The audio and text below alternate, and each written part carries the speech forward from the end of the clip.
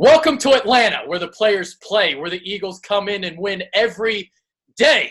That's right, Doug Peterson, 3-0 in his career against Atlanta.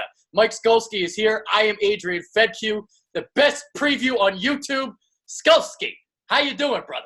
I'm doing good, man. I was a little scared that first half, but I just see that as extended preseason for us. I'm hoping that second half is a sign of things to come. Yeah, so let me ask you this, because I was watching the game, Xfinity Live. It was 17-0. But to be honest with you, I was like, the Eagles are going to win this game. It felt like Jacksonville from 2016, I believe that was. 2015, I believe that was, actually. Chip Kelly's second year. Might have been 2014. So look at me, getting it all wrong. But you know what I'm talking about. That's what it felt like. Oh, I agree. I was actually at that Jacksonville game, so I was thinking of the same one.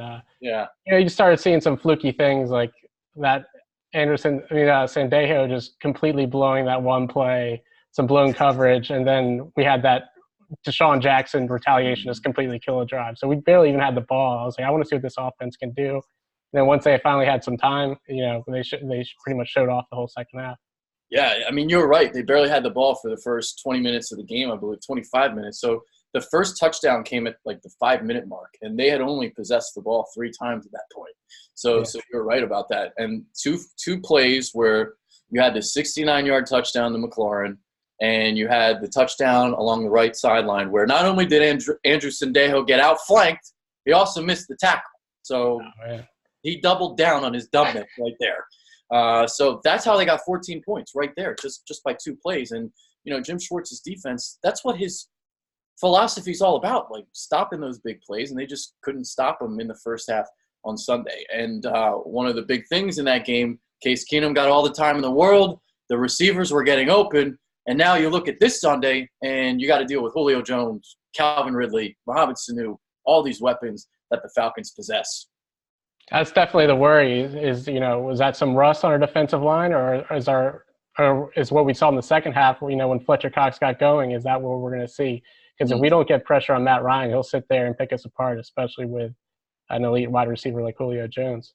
Yeah, I'm curious to see what we're going to get, because normally it seems like the Eagles' D-line kind of starts slow, like the first month or so of the season, and quarterbacks will have time, and he'll pick them apart. But we'll see, because this game, this Atlanta offensive line did not look good in week 1.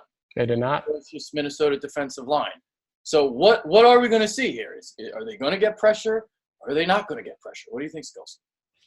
They have a new offensive coordinator in Dirk Cutter, and he likes to pass the ball. So and because you saw last week they ran the ball 14 times to 46 passes, and so our defensive line is going to have their chance. I'm optimistic because I liked what I saw in the second half. I think Fletcher Cox was rusty. He was injured throughout the preseason, and Brandon Graham didn't get too many touches. But this whole defense is all about bend and do not break. So you saw them break twice against those 2 big plays against Washington. But other than that, we let them move the ball. But we never really let them do too much after those big plays right there. Yeah. So this Atlanta offensive line, you got Jake Matthews at left tackle. He's solid, but they don't have right tackle Ryan Schrader anymore. They have a first-round pick by the name of Caleb McGarry, and the rest of their line, Alex Mack is still the center. He's really good, but you look at those guards. They just lost what's his name? Chris Lindstrom. There you go. That's why you're here, Skolsky. Chris Lindstrom. So you got left guard James Carpenter now, right guard Jamon Brown. This is a mismatch here along the interior of the Atlanta offensive line, but this is exactly what I thought the Washington Redskins were facing here with Eric Flowers, and then the Eagles didn't really take advantage of that in week 1 anyway. Yeah, I agree with that. That was a little surprising to see him slow out the gate. Like I said, I'm hoping that was rust, but this will be the test here because there's no reason they should not dominate this interior offensive line. And if they do, I like our chances, and if they don't, it's going to be very tough to pull out the W. Yep. Nope, that's exactly what it's going to be. And so that back to week 1, you only had 1 sack on the day. And the first half, basically no pressure on Keenum at all. So second half, they collapsed it a little bit more, where he had to rush his throws a little bit, but they were still not getting the hits. They were still not obviously getting the sacks either. So you want to get some deep penetration. Not you don't want to just stick it in slightly. You want to get all the way I cannot say it better myself. in. Oh, we're having too much fun. Yeah, I mean, you look at Matt Ryan last week, he sacked 4 times and 2 interceptions, so Minnesota did a great job of making him uncomfortable. So, I mean, that's what we got to do. We got to get to him. We got to hit him. I like what it looks like. Tim Jernigan may be back to 2017 for him, which is huge with the Malik Jackson news. So I'm hoping, that Cox and Jernigan combo, can always kick Curry or BG inside if we need to, but I see no reason why we shouldn't be able to dominate their interior offensive line. Yeah, it was a nice little transition there because that was the news I was going to get into next. Malik Jackson out for the season with a List Frank injury. So Timmy Jernigan is going to be now the starter. And he had a sack in the first game, a little TE stunt working the game with Vinny Curry. So he's gonna be there. And Hassan Ridgeway on the roster. And just signed Akeem Spence, who was a starter last year in Miami. So it's a loss, it's a big loss somewhat. It hurts the rotation, but Timmy Jernigan is obviously somebody who's very formidable and can take over. Yeah, it's definitely unfortunate. He was someone that we saw as like, that pairing with Cox is going to be something to dominate the interior for the whole season and throughout the length of his contract. But while it sucks, we have some more than competent backup. So while it is a setback, it doesn't it's not like the end of the world either. So we do have. I know the team's very high on Hassan Ridgeway. Jernigan, like I just said, looks like he's back to 2017 form. And then on passing downs, we have the bigger defensive ends, Graham and Curry, you can go inside. So we can mitigate it. It's still not ideal, but we can kind of cover it up a little bit. Mitigate is the good word. Mitigate. That's why Skolsky's on the show. Mitigate for his vocabulary. Very, very vast and awesome. All right. So the reason why we spent so much time here talking about the Atlanta offensive line, I believe this is how the game's going to be won or lost. Because if you pressure Matt Ryan, all of a sudden you got to take quicker drops, and that hurts your deep passing game and the intermediate stuff, which they like to work with Julio Jones and Calvin Ridley. So that's going to be the key to the game, in my opinion, because I think the Eagles are going to score points. But if they don't get pressure, the secondary is going to get exposed, and Matt Ryan is just going to pick the Eagles apart. Yeah, our whole defensive philosophy is we don't blitz. We rely on our defensive line to get pressure, generate the pressure. And if not, they're just leaving our cornerbacks out there to dry, essentially. Even if we had, the top cornerbacks, they can only cover these elite wide receivers for so long. Pressure is going to be all about it. And pretty much our philosophy against the Falcons has been bend but don't break. Mm-hmm. I mean, if you look at Julio Jones, the last 3 games against the Eagles, 51 targets, 29 receptions, 405 yards, but the big number, 0 touchdowns.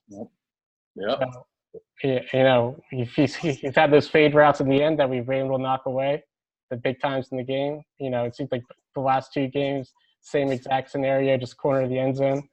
But, that's what our defense has been. We'll let up the yards, but we don't usually let up the big plays. That's why it was a little bit surprising to see that last week. So Yeah, for sure. And let's get on to the cornerbacks here. Sidney Jones, Ronald Darby, Rasul Douglas. You know what I noticed in this game? The cornerbacks were switching sides. Darby was playing some on the left.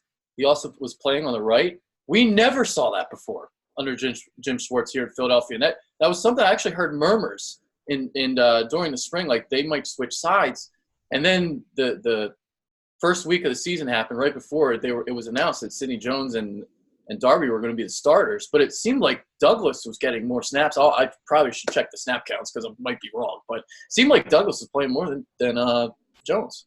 Yeah, they said that was kind of in the scheme, is that in the second half they were playing to kind of make that personnel change. What I'm thinking is happening is the competition was so close that they're kind of giving them all a shot and then hoping that someone stands out.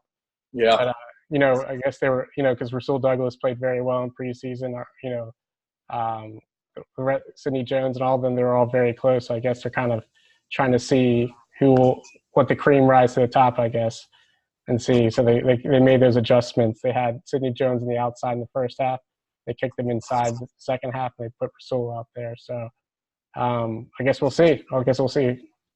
Yeah, Hopefully I love to see that that Darby was on the left side. So because like I didn't want Sidney Jones out there. That's where the number one wide receiver is on the right side. Lines on the right side, left side for the defense, and I like seeing that. So that was an adjustment that I saw. That was good. I was trying to look up the snap counts really quick, but internet's being super slow, so that's okay. That's probably because we're recording here on Zoom. All right, whatever. Okay, so cornerbacks, week one. Does it concern you that they were giving up these big plays to these young Washington wide receivers? I was concerned, like the Zendaya play. I was concerned because obviously that was just a terrible play. But that was like buffoonish. Buffoon, yeah, that was like one player. But we just talked about how we weren't generating pressure at all in the first half. Yep. So, I mean, they can only cover guys for so long. So it's really tough to evaluate them when you ask the cover guy, especially was it McLaren? Am I saying his name? McLaren, who has 4.3 speed. Mm-hmm. You can only keep up with a guy like that for so long. You're giving Case Keenum a clean pocket, so it's really tough to evaluate. And then that last drive, they were kind of just like not preventing the big play, playing prevent. So we kind of saw, I would say nothing has me comfortable with them yet, but nothing has really. I'm still kind of in the middle, still kind of in the gray with them. Yep. No, I'm with you. And Rasul Douglas is just not going to keep up with somebody with 4.3 speed. He doesn't have long speed. And that's a play that Brett and I are going to be looking at on Friday on the film room. So I haven't looked at the all-22 yet. It's possible that he should have had safety help over the top, but I also heard that they might have been in an invert defense on that play. So that would have been actually on Rasul Douglas, so no safety help. But that's something we'll look at on Friday, Brennan and I. He's the expert, so we'll break it down. Yeah, Douglas is someone you definitely don't want to be covering on the streak routes. But, I mean, as far as, possibly in the red zone, you might want to get him in there because let him use his height, his vertical. So, especially, that used to be Jalen Mills' specialty. I mean, he'd get burnt all the time. But as soon as you got in the red zone, he'd swat down all those fade routes and stuff. So, I mean, that goes back to bend but don't break. Yep, absolutely. So we just broke down what I think is the most important matchup of this game. The Eagles, they got to be Matty Ice's defrosters. That's what they got to be. So let's move on to the other side of the equation. Let's talk about the Eagles offense. Let's talk about Carson Wentz, the king of third down. He's back, baby. That's right, he's back. How about that? 12 of 13, 197 yards, 3 touchdowns at third down. That's ridiculous. That was probably one of the most frustrating things about the first half is we barely got to see him. And I was like, I haven't seen Carson Wentz all preseason. He's barely been on the field. And then as soon as he got that chance, I mean, he looked like the MVP for me. He was making calls at the line. You could tell he was completely comfortable with his health. I mean, and it was very nice also to see them going back to those QB sneaks because he just seems to get 2-3 yards every single time. It's automatic, 3rd and 1, 4th and 1. QB sneak, it's first down almost every single time. So it's great to see him comfortable, and it's great to have our MVP quarterback back. Yeah, isn't it nice to run a quarterback sneak on 3rd and 1 instead of a little pitch play to Darren Sproles to the outside? I was about to say I still have questions about our running back rotation. I don't really understand. We'll get into that. We'll get into that. But yeah, we'll get into that. We'll keep the conversation here on Carson. So Deshaun Jackson too was the man of the hour, had his homecoming, 8 receptions for 154 yards. I really thought their cohesion got going on the second reception, so they got like a pair of out routes, if you remember. So on these plays where he was motioning from the left to the right. And the great thing, if you watch these plays back, on the first one, Dunbar had the outside shade. Dunbar knew that this was an out route, and it was still so much separation on the route. Deshaun Jackson, he can still get it done. Yeah, if you look at the film of that one, that was a dagger play. That was probably actually intended to go inside. But then Carson Wentz thankfully identified that coverage, and he just threw a strike to him. He trusts, it's like Deshaun's going to outrun that guy. If I put the ball out there, he'll go out and catch it. And that's something, I don't think Carson would make that throw last year. I think he was a more reserved last year. But it's nice to see that gunslinger back, reading defense. So, I mean, he was I thought that combination could be deadly throughout the year. It's great, too, because I felt like if there was a weakness in Carson Wentz's game, it was the deep ball. And sometimes he doesn't exactly get the best trajectory on the ball. He throws a little flat. Mm-hmm. That first deep ball was absolutely perfect. Perfect. Yep. Right into his lap. Yeah.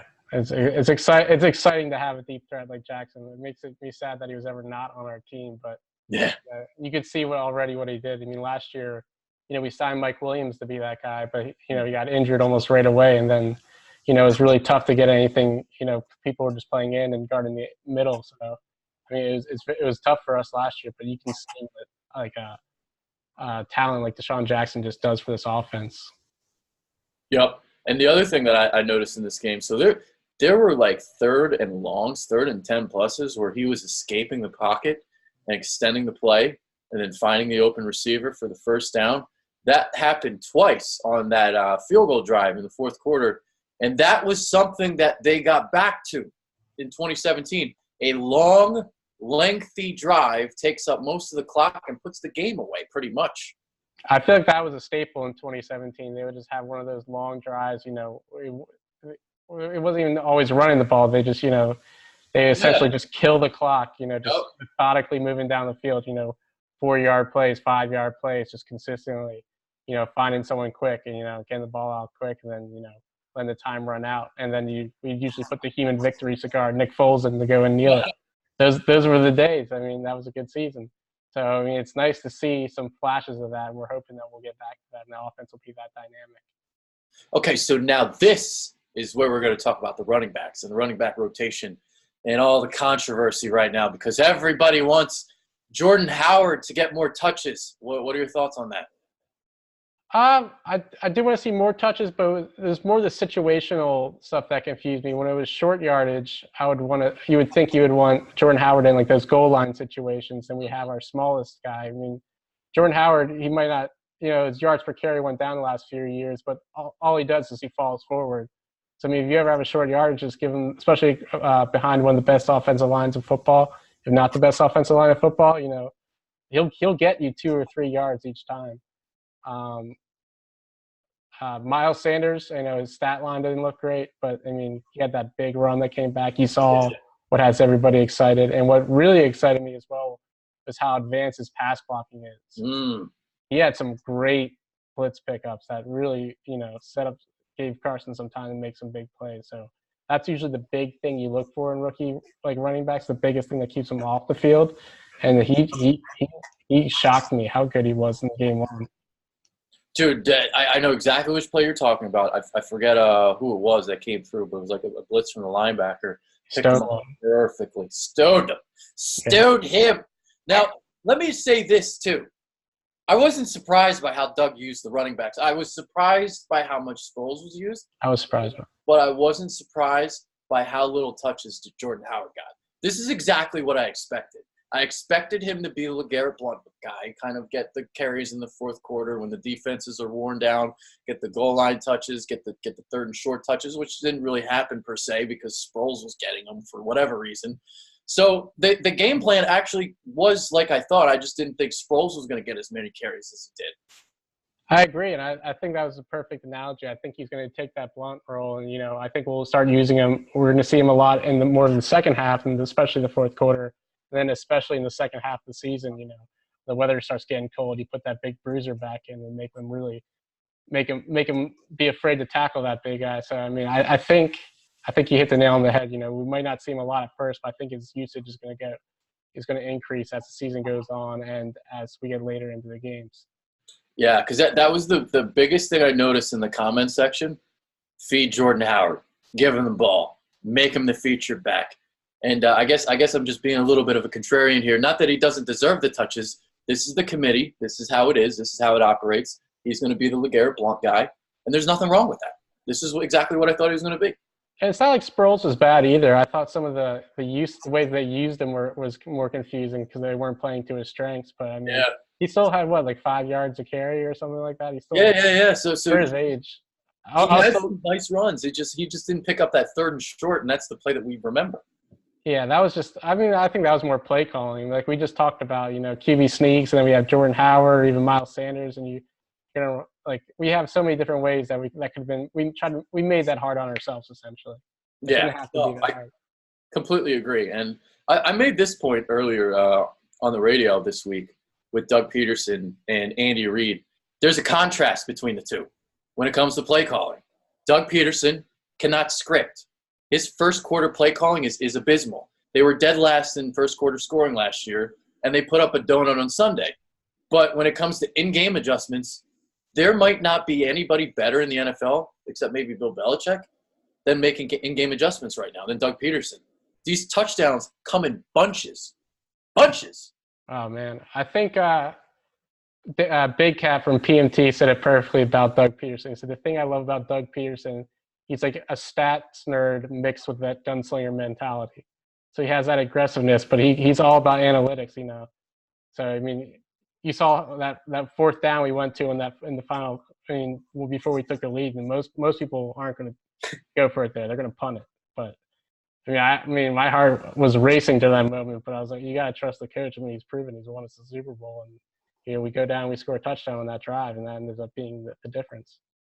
As long as you use that sneak each and every time, even if it's 4th and 2, man, just sneak the damn thing. Yeah, man. Like I said, in 2017, I think I looked it up the other day. I think when it was third or fourth down and 1 yard to go, I think he's converted about like 28 of 30 or something around that. Something, yeah, that's a very high success rate. I mean, we have arguably the best offensive line of football, especially in the interior. So, I mean, why not? Yep. What did you think about the 2-point call? Again, I mean, it's nice that it worked, but I was a little scared at the moment. I was like, what the hell? I was like, what are they doing? Just making it like I was going to say, they must have had a play they loved for that situation. They must have had a play like, this is going to work. We practiced it. We're ready. They must have been ready for that, because I was like, making an 8-point game is pretty nice. They gotta score and they gotta get the 2. But then again, I mean, like I said, he's the stats nerd with the gunslinger mentality. So he has those big balls dug. He's ready. He's ready, and they had that play ready and they executed, and then that makes it a 2-score game. That's huge. Dude, he that's unbelievable how he uses the shifts in his 2-point plays. He gets them confused each and every time. If I remember, he shifted the tight ends out into a stack, and they wound up blocking Sproles on the touchdown. So I love how he uses those formations. I told my brother I thought Philly special was coming, but I hope we save that for a better part, I guess. Yeah. So yeah, they brought it to week 1 last year. They haven't used it since. Yeah. They haven't brought it back. Well, they ran that one variation I remember where they just ran it up the middle, but yeah, it'll be interesting. I think we'll see. I think we'll see it again at some point. All right. So the other thing about this matchup, and the great thing about the Eagles wide receivers now, it's like pick your poison. So you had Alshon Jeffrey going against Josh Norman. Josh Norman has historically kind of gotten the better of that matchup, but on the other side, you had Deshaun Jackson against Quentin Dunbar. And in this game, it's kind of going to be flipped. So you have Desmond Trufant, he plays the left side, and then Isaiah Oliver on the right side. So the mismatch here, unless Trufant might follow Jeffrey around. Do they switch sides? I don't know if they do. I'm not sure. That's a Dan Quinn defense, so maybe they don't switch sides. So I guess Deshaun Jackson would be the mismatch here, and you can take care of Alshon Jeffrey on Isaiah Oliver. And I do love Deshaun's speed on turf field. I mean, he's gonna be blazing fast. And if they're dedicating their secondary to stopping those plays over the top, that's going to open up a lot for Aguilar, for Ertz, and all those guys across the middle. So, I mean, like you said, it's kind of like a pick your poison type thing. We have all the weapons right now. I definitely think they're going to move the ball. I mean, there's no doubt about that. And I mean, are you worried about the pass rush at all? That they got a couple guys to attack McKinley, but nothing else really, I don't think. I mean, a little bit. I mean, I think we're going to see a lot more rushing attempts this game. I mean, you just saw the Minnesota Vikings running down their throat. Yeah, I agree. So I think that's going to open up, and that's going to take a lot of pressure off by having by getting that run game established. And I think we'll see a lot of 12 personnel too if it does become an issue as well. Mm-hmm. Yeah, they got Tack McKinley, they got Grady Jarrett, but I'm trying to think of what. Man, they really don't have that because if I remember, Brooks Reed, I don't think he's there anymore. Didn't Adrian Claiborne have a huge game against us one of those games? Oh, that was Dallas. Never mind. I remember that game. Yeah, that was against Dallas. I forget who that was. I felt bad for them. I almost felt bad for them. Byron Bell? Was Bell the Byron Bell. Sounds familiar. Yeah. All right. The only other thing to really talk about in this game, you got Devontae Freeman going against this Eagles rush defense, which only allowed 18 yards to Darius Geis on 10 carries for whatever reason. They had Adrian Peterson inactive. Okay. The coach even insulted him, and now he's their starter again. Did you see his quote about him? I didn't see it. No. So Gruden has him the starter again? Well, before they asked him why Adrian Peterson is inactive, he goes, if I wanted to run out of the I formation 55 times a game, I'd have Adrian Peterson active. It's like, that's your player, man. It's like, you're not lying. Why would you say that? And now the next thing you know, Geis is hurt, and Peterson's like, hey, he tries to pretend like he never said anything. Oh. Don't throw your players under the bus. What a mess. Devontae Freeman, historically, I mean, I don't have the stats in front of me, but I know the Eagles have pretty much shut him down in recent years. So you got him, Ito Smith, and that's pretty much it, if I remember their running backs, top of my head. Yeah, their offensive line, he didn't really have anything to go with. What was he? I just had his stats up. Freeman last week, I think it was – I have it right here. 8 runs, 19 yards. Oh. So that's actually pretty close to, and our run as much as I'm worried about our pass defense, our run defense has been looked pretty damn good. They were swarming. So that's what you like to see. And like I said, they have a new offensive coordinator in Dirk Cutter who doesn't even like running the ball. So, that does help us out a lot. I'm not too worried about him in the running game. Sometimes those receiving running backs can get the best of us. So I'd be a little bit worried about that. Yeah, and Freeman can catch it a little bit out of the backfield, that's for sure. Quick, shifty type of guy. Okay. That's it for the whole preview here. So we're going to get into predictions now. Who you got winning this game? What's your score? Eagles right now a 2-point favorite, I believe, the last time I checked. 2-point favorite on the road in Atlanta. I want to be a little bit optimistic. Like I said, last week it's a tale of two halves. If they play like they did in the first half, they're not going to win this game. But I'm going to pretend in my head that first half was like extended preseason because a lot of people playing for the first time. So I'm going to be optimistic and think that our offensive line, defensive line plays like they did in the second half last game. And I want to say we're going to win 24-17. Okay. All right. I like it. All right. So me, believe it or not, I got a loss. So before the season, I said 14-2. 14-2. I went crazy. But this is going to be one of the losses. For whatever reason, in Doug Peterson's era, it seems like they kind of just, for whatever reason, start a little slow that first month of the year. The pass rush is a little slow to get going. The cornerbacks kind of struggle. Now, Carson Wentz didn't struggle at all. The offense didn't struggle at all. So that's like a huge thing. But defensively, it feels like it kind of takes some time to come around. I think of Kansas City in that Week 2 game, and I think in the last couple of years, and it just gets a little sloppy. So I'm going to have a loss here. I think they get down a little early, and they try and come back valiantly, but the Falcons hang on to win it, 30-27. So this is going to be one of only 2 losses on the season. I don't feel as good picking this game, though, now after watching the Falcons play last week. So that's that. But sometimes people do tend to overreact after Week 1. It's just one game. Played the Vikings. Tough matchup for the Falcons. The Vikings are one of the best pass defenses in the NFL. Got great pass rush, great cornerbacks. Xavier Rhodes matches up well with Julio Jones.